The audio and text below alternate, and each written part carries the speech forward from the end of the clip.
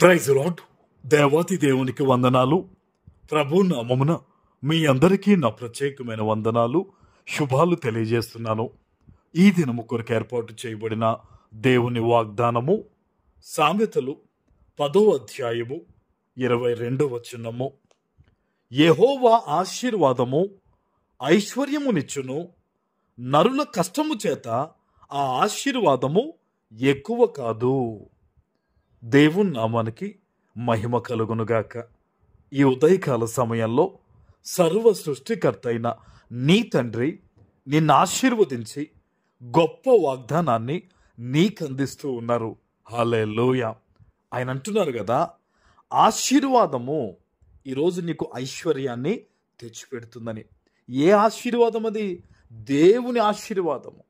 ఈరోజు కొంతమంది తమ జీవితంలో ఇలాగ ప్రార్థిస్తున్నారు, అయ్యా నా బిడ్డలు మారితే అదే నాకెంతో ఐశ్వర్యం తండ్రి. అయ్యా నాకు ఈ బంధకాలు తెగిపోతే అదే నా జీవితంలో నిజమైన ఆశీర్వాదం తండ్రి అని ఎవరెవరు ఏ ఏ విషయాల్లో ప్రార్థన చేస్తున్నారో ఈరోజు మిమ్మల్ని ఎరిగిన దేవుడు ఆయన వాగ్దానం ఇస్తూ ఉన్నారు. యెహోవా ఆశీర్వాదము మీ జీవితంలో మీ మీదకి రాబోతూ ఉంది. అది అన్ని విధాలుగా కూడా అష్టైశ్వర్యాలని దేవుడు మీకు అనుగ్రహించబోతూ ఉన్నారు. ఆమెన్. ప్రస్తుతం నువ్వు అనుభవిస్తున్న నీ జీవితంలో ఉన్న కొన్ని పరిస్థితులు, కొంతమంది మనుష్యులు, కొన్ని మనస్తాలు, కొన్ని స్థితిగతులను నువ్వు చూసినప్పుడు ఈ వాగ్దానం నమ్మశక్యము కానిదిగా నీ ముందుంది. అవునా? అయితే ఈరోజు దేవుడు సెలవిస్తూ ఉన్నారు, నరుల కష్టము చేత అయితే ఈ ఆశీర్వాదము ఎక్కువ కాదు కానీ, నీ ప్రయాస చేత కాదు కానీ, ఇదిగో నేను నిన్ను దీవిస్తున్నాను కనుక నీ జీవితంలో ప్రతి విధమైన కొదువ తీర్చబడి నీకు సంతోషము కలిగే ఆశీర్వాదము ఈరోజు నువ్వు పొందుకోబోతూ ఉన్నావు. ఆమెన్.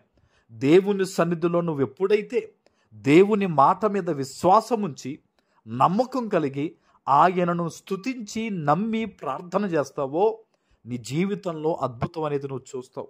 చాలామంది బిడ్డలు వారు దేవుని ఎరిగి ఉన్నప్పటికీ వారు దేవుణ్ణి స్తుతించరు, దేవుని మాట మీద నమ్మకం ఉంచి విశ్వాసంతో ప్రార్థించరు.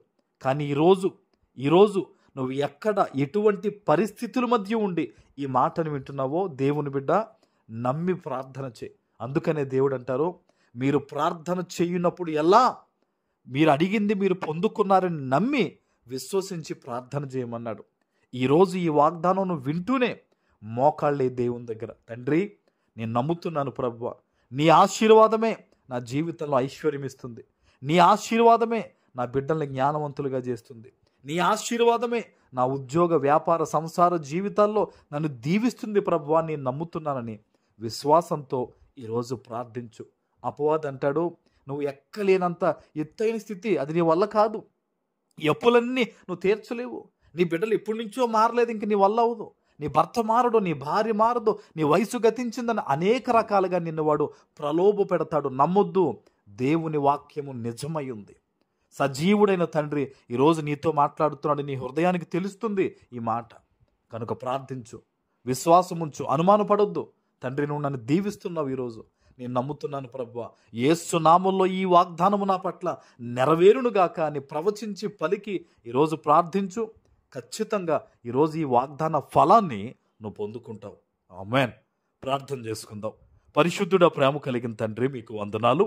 ఈ ఉదయకాల సమయంలో మీరు ఇచ్చిన ఈ వాగ్దానము ప్రతి బిడ్డ జీవితంలో నెరవేర్చి స్థిరపరచమని యేసు నామమున ప్రార్థిస్తున్నాను తండ్రి. ఆమేన్.